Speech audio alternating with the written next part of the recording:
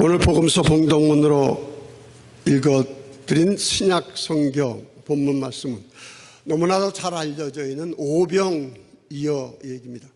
내용은 제가 반복해서 말씀드릴 필요가 없습니다. 빈들에 남자만 5,000명으로 헤아리는 엄청난 무리가 있는데 예수님께서 그들을 물고기 2마리 그리고 떡 5개로 다 먹이시고 남은 것이 12강줄이나 남을 정도로 그렇게 배불리 먹었다. 이게 내용입니다. 사복음서에 이 기적 얘기는 다들 기록되어 있습니다. 그리고 예수님이 행하신 여러 기적들 가운데 가장 대표적인 기적으로 많이 기억되고 이용되고 있는 그러한 이야기입니다. 저는 먼저 우리 신앙과 기적에 관해서 좀 깊이 생각하는 부분으로 말씀을 시작하려고 합니다. 여러분들은 기적을 어떻게 생각하십니까? 떡 5개, 떡 5개, 물고기 2마리로 이런 엄청난 일을 행했다고 하는 이 성경 말씀, 여러분은 어떻게 믿습니까? 과학적인 사고방식이 익숙한 현대인들에게 이것을 받아들이기 어렵습니다. 오늘날 예수님을 믿는다는 우리 현대인들도 이 과학적인 그런 사고방식 때문에 이것 받아들이기가 그렇게 쉽지 않습니다. 우리 믿는 사람들에게 기적이라고 하는 것은 지금도 중요한 문제입니다.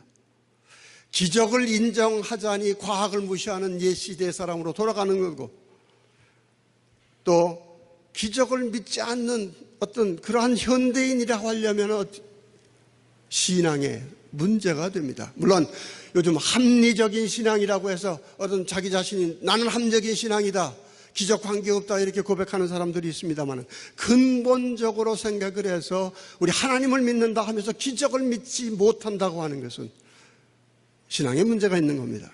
무엇보다 기적을 믿지 않는 사람이 왜 기도하겠습니까? 모든 건 자연 법칙대로 다 흘러가고 다 결정될 대로 되는 것인데 우리가 하나님께 기도해봤자 변할 게 뭐가 있느냐라고 하는 것이 소위 합리적인 신앙의 문제점이에요. 기도가 없어요. 계몽주의 시대부터 이 기적의 문제를 과연 우리 신앙에서 어떻게 해결할까 하는 끊임없는 노력이 지금까지 계속되고 있습니다. 벌써 17세기에 들어서 성경에서 기적 얘기는 한번 다 빼보자. 현대인들에게 맞지 않는 옛날 책이다. 그래서 기적 얘기를 한번 다 빼본 적이 있습니다. 결과는 실패입니다. 기적 얘기를 빼버리니까 성경에 남는 게 없어요. 이야기책, 도덕책, 그것도 어떤 선입견으로 가득 찬 역사 이야기만 있을 뿐이지 별 가치가 없는 그런 책으로 판명이 되었습니다. 그 다음에 시도된 것이 그럼 기적 이야기를 현대적 의미에 맞게 한번 합리적으로 해석을 해보자. 이런 현대적인 의미에서 해석하자고 하는 그런 여러 가지 시도가 지금도 계속되고 있습니다. 여러분, 합리적인 가장 일반적인 해석 여러분 잘 알고 있어요. 요한복음에 보면 어린아이가 보리떡 5개하고 물고기 2마리 가지고 있죠.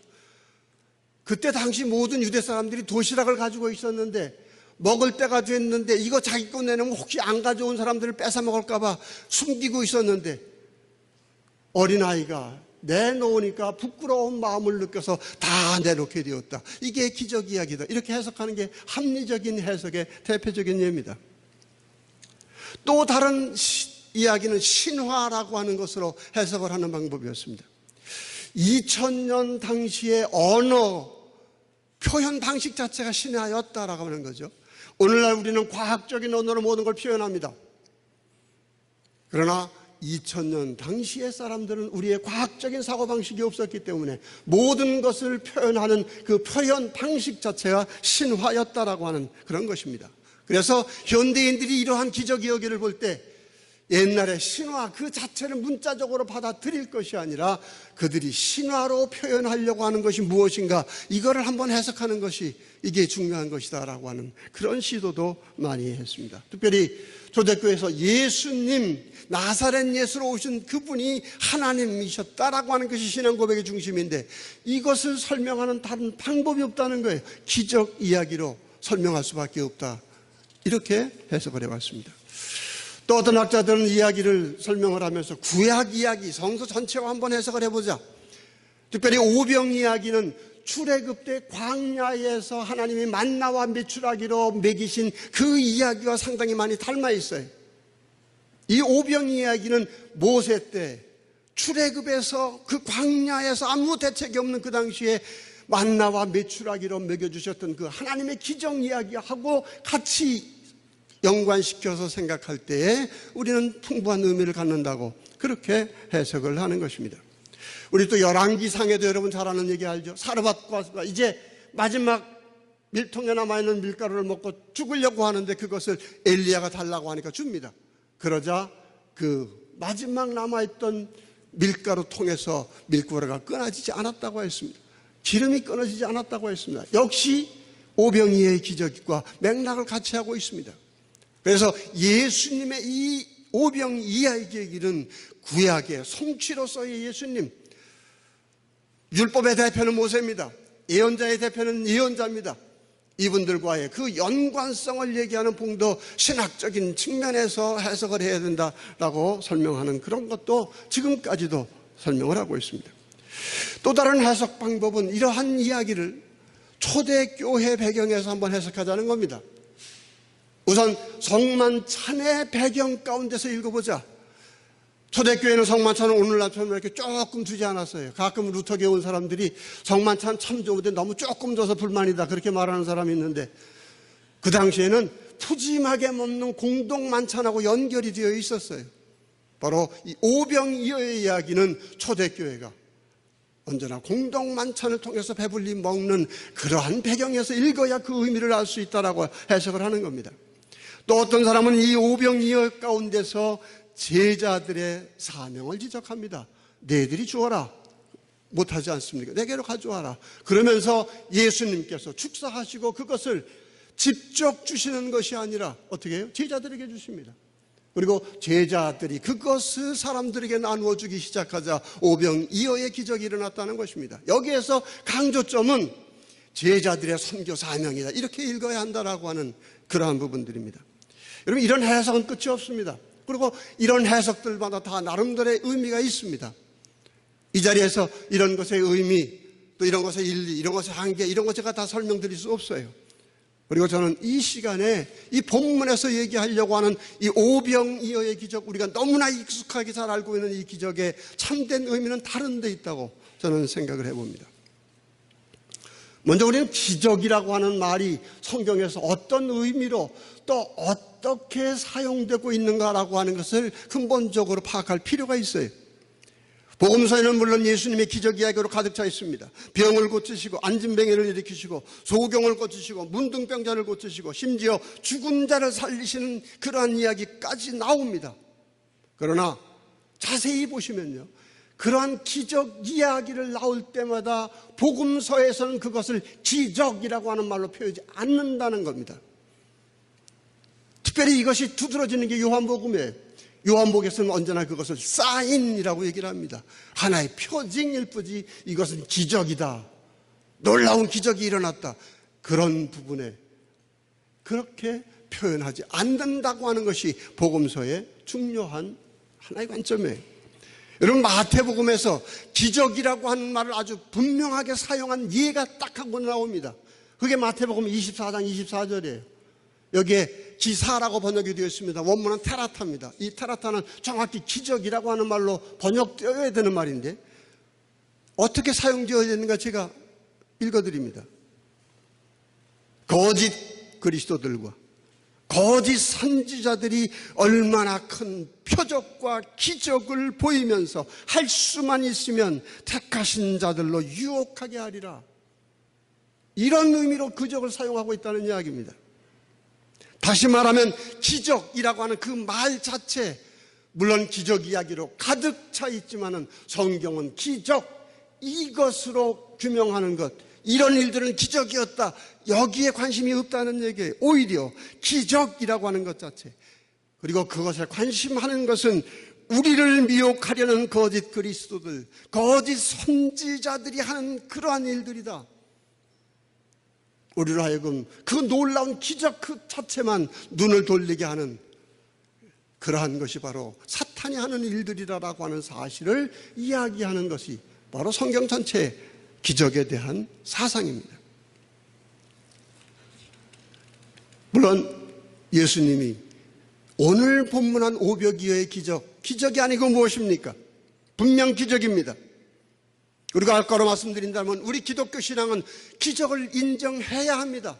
무에서 유를 창조하신 하나님을 믿는다 하면서 기적을 믿지 못한다고 한다면 이 신앙이 무슨 의미를 가지고 있습니까?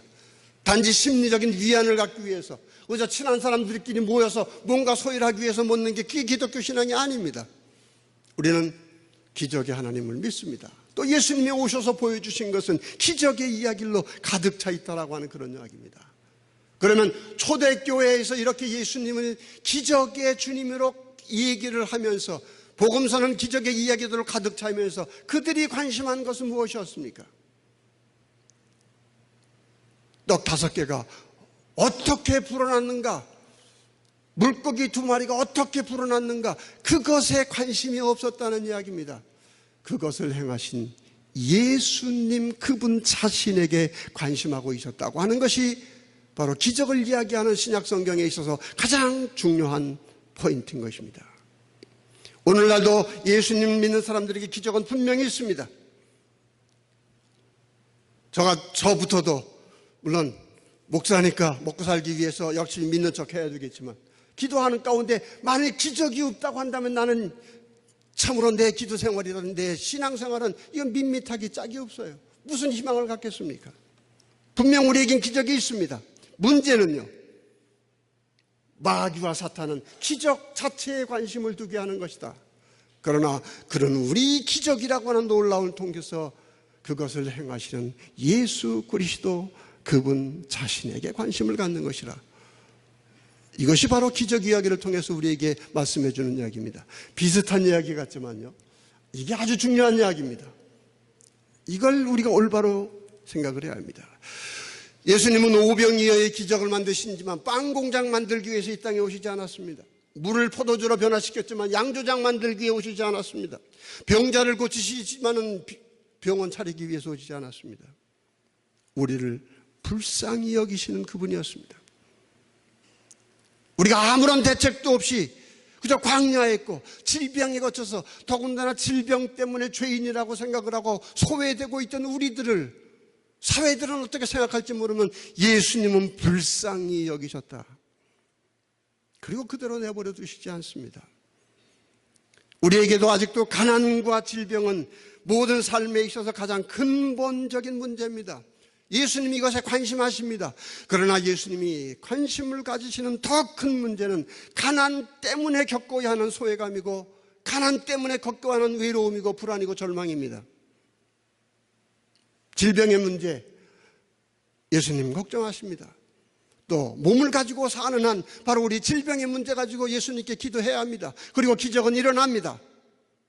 그러나 예수님이 관심하는 것, 병 때문에 겪어야 하는 절망, 병 때문에 언제나 죽음과 함께 살고 있는 우리의 삶의 현실, 예수님은 바로 이것을 안타까워하시면서 오병이어의 기적이라고 하는 걸 통해서 몸을 가지고 있는 우리와 만나시지만은 그것을 통해서 그 넘어 있는 우리의 근본적인 문제를 관심하고 있다고 하는 얘기입니다.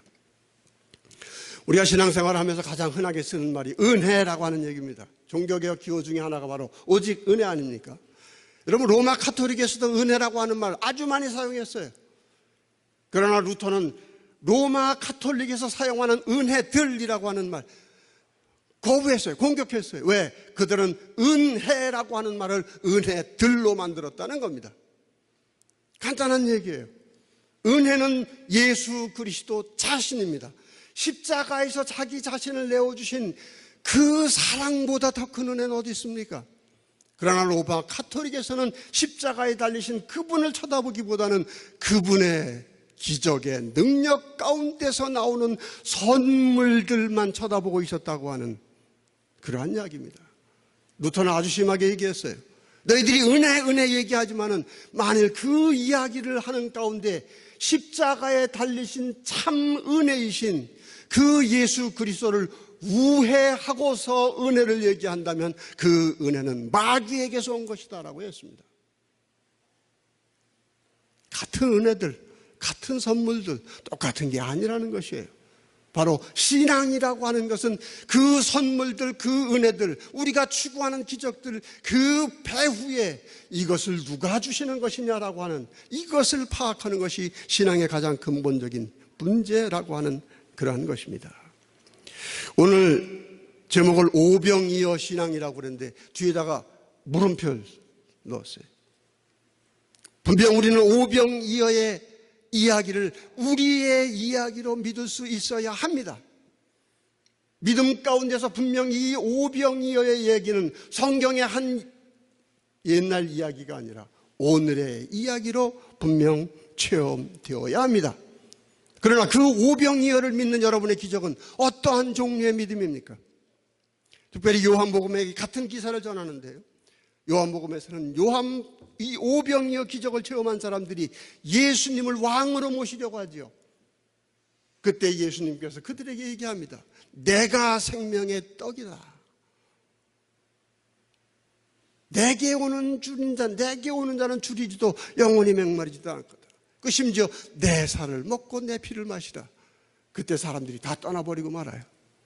그리고 12제자만 남습니다. 요한복음에 보면 어때요? 그 12제자를 향해서 예수님 쓸쓸한 마음으로 말씀하세요. 너희도 가려느냐?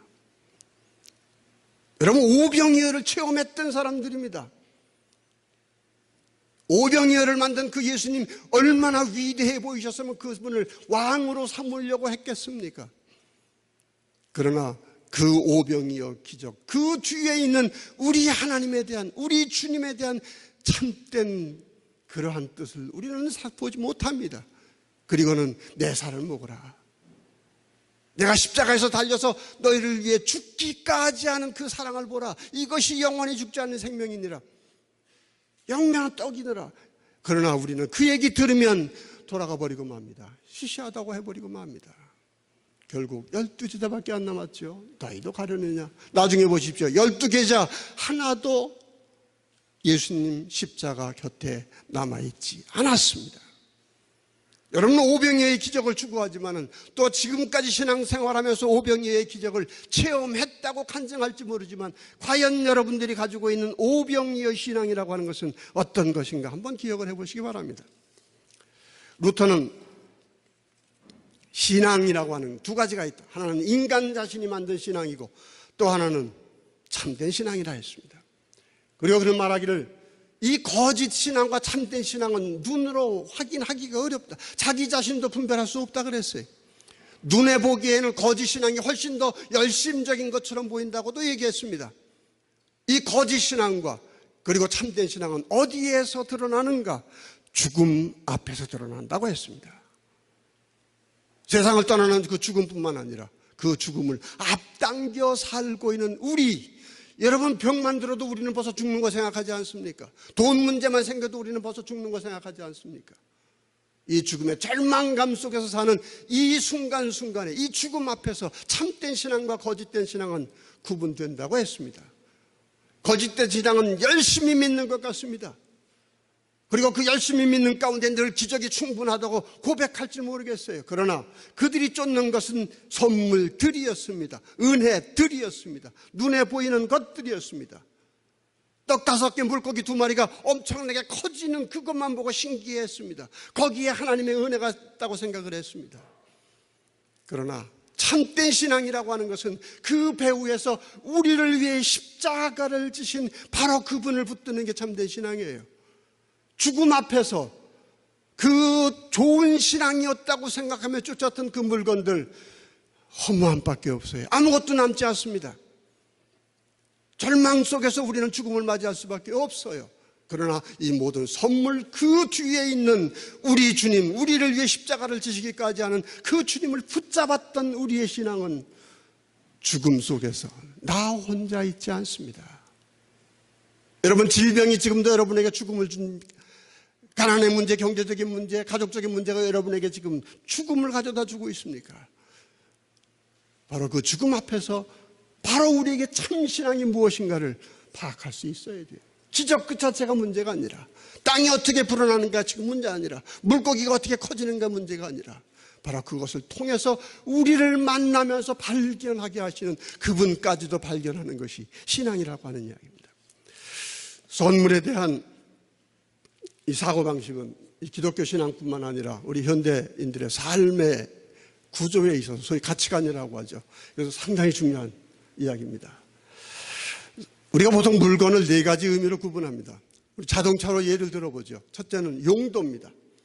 자동차는 뭐죠? 타고 다니는 그런 의미에서 가치가 있어요. 그러나 요즘 타고 다니는 용도만 가지고 자동차를 생각하는 사람 별로 없습니다. 저도 13년 됐는데 타고 다니는 전혀 문제 없어요. 그러나 타고 다닐 때마다 얼마나 불행할 수가 없어요. 두 번째는 뭐냐면 상품의 가치예요. 돈이 얼마가 든다. 지금 1억짜리인데 1년 지나면 8억이 되는 9억 9천만 원이 되고 8천만 원이 되고, 이거 언제 팔면 가장 좋은 이익을 남깁니까? 언제나 돈으로 환산하는 그런 것이 상품적 가치입니다. 세 번째 가치가 뭐냐면 신분과 시형입니다. 신분과 관련되어 있어요. 자동차는 상품적인 가치를 넘어서, 용도를 넘어서 바로 신분과 관련되어 있다는 겁니다. 그래서 많은 사람들이 과도하게 자기 신분에 맞지 않게도 더 높은 종류의 차를 사고 싶어하는 바로 그러한 것입니다. 여러분, 우리의 사고방식이요, 하나님을 믿고 영적을 믿는다고 하고 우리는 건전한 가치관을 갖고 있는 것 같다고 하지만은요, 언제나 이 세 범주에서 모든 걸 생각을 합니다. 편리한 게 최고입니다. 그저 편하는 게 최고예요. 비싼 게 최고입니다. 아무리 좋은 거라고 할지라도 거기에 값이 행정이 되고 이게 얼마짜리다 얼마짜리 비교하면 100만 원짜리하고 10만 원짜리하고 비교가 안 되는 게 바로 우리의 사고방식이에요. 또한 내가 나를 드러내는 그 일에 뭔가 도움이 되는 그 선만 나에게 도움이 되는 겁니다. 여러분, 자식들도 부부관계도 어떻게 해요? 자기 액세서리로 생각합니다. 장식 부분으로 생각을 합니다. 우리가 다 언제나 이런 부분으로 생각한다는 거예요. 말씀드린 대로 인간관계도 우리는 편한 것 위주로, 용도 위주로 생각을 해요. 그리고 거기에다 돈으로 값을 매깁니다. 셋째로는 그것이 나를 높이는데, 나가 다른 사람이 나 우습게 보지 못하고 나를 인정하게 하는데 그것이 어떤 의미를 갖는가, 여기에 의미가 있고 이것이 없어져 버리면 관계도 떨어져 버리는 바로 이 가치관 속에 살고 있다고 하는 것입니다. 바로 이 가치관 속에서 넘어서서 우리가 참된 인간 삶의 가치를 어디에서 찾아야 되느냐? 선물의 가치에서 찾아야 한다고 하는 것입니다. 여러분, 선물은요, 그것 자체, 돈, 그러지 않지 않습니까? 누가 주는 것이냐 따라서 값으로 매길 수 없는 겁니다. 그게 선물이라고 하는 의미의 참된 의미라고 하는 것입니다. 참된 그 가치를 가지고 있는 선물로서의 값으로도 매길 수 없는, 뭔가 교환할 수도 없는 그 선물, 그건 그 사람, 그것을 준 그분과 연관이 되어 있는 것인데, 이것이 끊어져 버릴 때 우리의 영적인 차원은 없어져 버린다고 하는 이것을 우리는 지금 기억하자고 하는 것입니다. 좀 유치하지만 낭만적인 예 하나 들어보십시다. 서로 사랑하는 두 젊은이가 있어요. 그 사랑이라고 하는 그 마음을 표현하기 위해서 반지를 하나 삽니다. 그리고 반지를 설문할 때, 여러분 그 반지 얼마짜리냐 그거부터 생각하겠어요? 물론 그렇게 말하는 사람이 있을지 모르겠어요. 그 반지에는 돈으로 매길 수 있는 그런 가치가 없어요. 그저 언제나 반지를 끼면서, 그 반지를 보면서 반지를 준 사람의 사랑을 기억하는 겁니다. 문제는 뭐죠? 시간이 지나가면서 어떻게 사랑이 식으면 이 반지 얼마나 할까? 전당포 가면 얼마나 받을까? 그렇게 변하는 게 우리 인간의 죄성이라고 하는 겁니다. 우리 집사람 모르지만 젊었을 때 저도 반지 여러 개 팔아왔습니다. 광렬한 대책이 없는 곳입니다. 거기에 남자만 5천 명이 있었던, 이거야말로 대책이 없는 상황이에요. 그곳에서 우리를 돌보시는 그분이 바로 오병이어의 기적을 행하신 분이라고 하는 사실을 본문은 분명하게 얘기합니다. 이 본문에서 가장 중요한 그런 단어가 있다면 불쌍히 여기사라고 하는 겁니다. 저 불쌍히 여기사 저 어떻게 될 것, 저를 어떻게 할 것인가.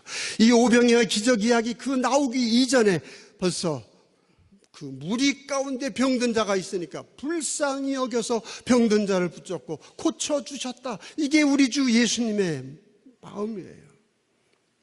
여러분, 지금 우리가 문제가 있다 하더라도 아무런 대책 없이 광야에 있고 우리는 질병 가운데서 여러 가지 다른 사람들이 겪지 않는 고통을 겪고 있다 하더라도 우리는 오병이어의 기적을 믿어야 합니다. 예수님은 그러한 기적을 가지고 계신 분이에요. 우리가 절대로 우리를 내버려 두시지 않습니다. 문제는 이게 우리 뜻대로 안 돼요. 제 생각엔 복권만 딱 한번 해주시면 그냥 그렇게 예수님 아무 걱정 없이 믿을 텐데 예수님 우리 그런 방식으로 안 해주셔요. 내가 뭔가 아주 질병 때문에 그 어려움을 갖고 있는데 그저 딱 쉽게 해주시면 어떻게 해요? 가서 예수님 편하게 잘 모실 텐데 그런 방식으로 안 해주신다고 하는 이야기입니다. 그러나 믿으시기 바랍니다. 여러분을 외면하시지 않습니다. 그러나 그분의 방식대로 하십니다. 왜 그러신지 아십니까? 그 물건만 보는 그 여러분의 그 시각을 더 넘어서 볼 수 있는 신앙의 눈으로 만들게 하기 위해서라고 하는 바로 그러한 것입니다. 사실 여러분, 여러분의 주변에 있는 것을 돈을 매기며 사는 사람하고 그것을 선물로 생각하는 사람하고의 삶은 전혀 다른 겁니다. 사실 우리에게 모든 준 것 다 하나님이 주신 거 아닙니까? 이것에 값을 매기지 마시기 바랍니다. 용도를 가지고 판단을 내리지 마시기 바랍니다. 나를 드러내는데 얼마나 나에게 도움이 되는가, 그 관계로 생각하지 마시기 바랍니다. 지금 우리 이 공동체도 하나님이 주신 선물입니다. 비교하지 마십시오. 값을 매기지 마십시오. 그리고 이것을 누가 주셨습니까? 우리를 위해 십자가를 지시기까지 한 우리 주 예수님이 주신 것이라고 하는 그 선물의 참 가치를 우리는 기억을 해야 할 것입니다. 오늘 설교를 오늘 같이 읽었던 구약 봉독문 그리고 사도선덕한번 읽으면서 다시 마치려고 합니다. 교회력에 여러분 구약 신약 뭐 다 여러 가지가 있습니다만은 우리는 대개 복음서 가지고 하고 있습니다만은 이 구제들은 다 같은 주제로 연결이 되어 있습니다. 이제 제가 말씀드린 것을 배경으로 해서 여러분 구약 말씀을 읽어보시기 바랍니다. 이사야 55장 이렇게 말씀드렸죠. 너의 목마른 자들아 물러나오라. 돈 없는 자도 오라. 너희는 와서 사 먹되 돈 없이 값 없이 포도주와 젖을 사라. 너희가 어찌하여 양식이 하는 것을 위하여 은을 달아주고 배부르게 하지 못할 것을 위하여 수고하느냐. 내게 들을지어다. 그러면 너희가 초굴 것을 먹을 것이요 너희 자신들이 기름진 것을 즐거움을 얻으리라. 우리에게 이것을 주실 수 있는 분 예수님밖에 없습니다. 기적만을 보이면서 우리를 유혹하는 건 거짓 그리스도예요. 그 거짓 그리스도는 우리를 위해 대신 죽지 않습니다. 예수님만이 우리를 위해 십자가를 위해 우리를 위해 대신해 죽는 것이고 바로 그분에게서 오신 그것이야말로 우리에게 참된 가치를 갖는 것입니다. 지금 떡 5개 물고기 2마리밖에 없어가지고 쩔쩔매십니까? 여러분 기적을 바라십니까? 누구에게 바라셔야 됩니까? 여러분 우리 몸을 가지고 있으니까 그 필요를 가지고 주님께 매달려야 돼요. 그러나 우리는 다른 것을 찾을 것이 아니라 그 물건 자체, 기적 자체를 가지고 우리를 유혹하는 거짓 선지자들, 이 세상의 가치관을 볼 것이 아니라 그 넘어 계신 우리를 죽기까지 한 예수님을 바라볼 수 있어야 할 것입니다. 사도서관문으로 말씀을 마칩니다. 사도 바울 선생님은 오병이어의 신앙 기적을, 이 오병이어의 기적 이야기를 이렇게 말합니다. 누가 우리를 그리스도의 사랑에서 끊으리요? 환난이나 공고나 박해나 기근이나 적신이나 위험이나 칼이랴. 우리가 종일 주를 위하여 죽음을 당하게 되고 도살할 양과 같이 여김을 받았지만은 모든 일에 있어서 우리를 사랑하시는 이로 말미암아 우리가 넉넉히 이기느니라. 내가 확신하노니 사망이나 생명이나 천사자들, 권세자들이나 현재일이나 장래일이나 높음이나 깊음이나 다른 어떤 피조물이라도 우리 주 예수 그리스도 안에 있는 하나님의 사랑에서 끊을 수 없으리라. 이게 참된 오병이의 신앙입니다. 이 신앙의 눈으로 지금도 여러분 주변에서 일어나고 있는 오병이어의 기적을 보실 수 있는 그러한 여러분이 되시기를 축원합니다. 모든 지각 위에 뛰어난 하나님의 평강이 우리 주 예수 그리스도 예수 안에서 여러분의 마음과 생각을 지키시기를 바랍니다.